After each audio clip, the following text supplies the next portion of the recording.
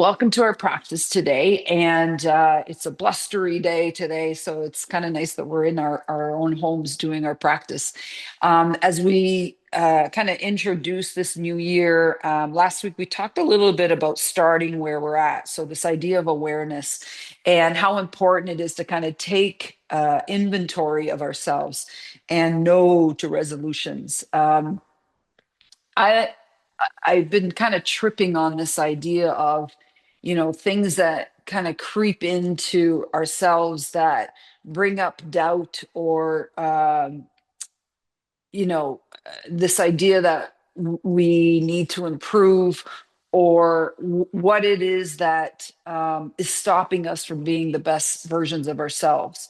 As you know, we'll be starting the chakra series shortly, but on this note, I think if we can understand where that doubt comes from, it usually has to do with something very small. But if we keep putting light on that small thing that causing us doubt, it just grows and grows and grows and grows.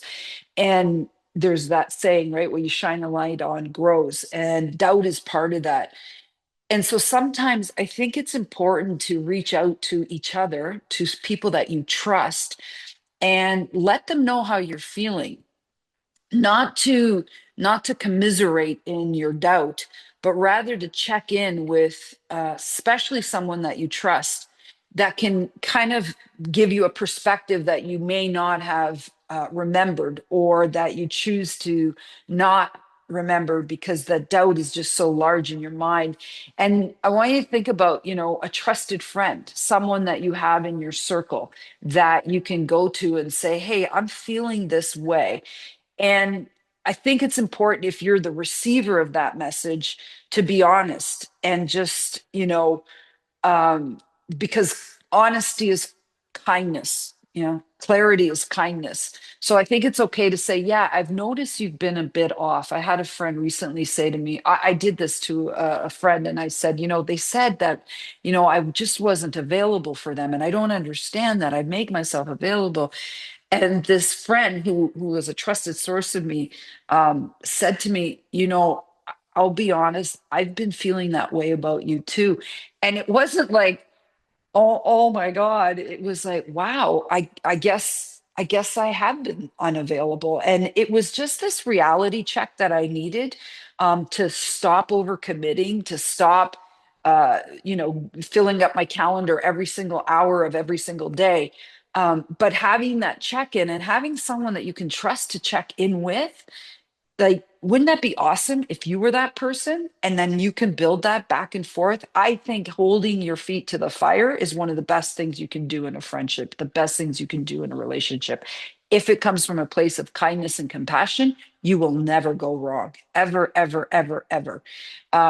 So that is just something that's been kind of in my mind, this thing of doubt. Like, am I really, not a good friend? Did I say this in the wrong way? Did I?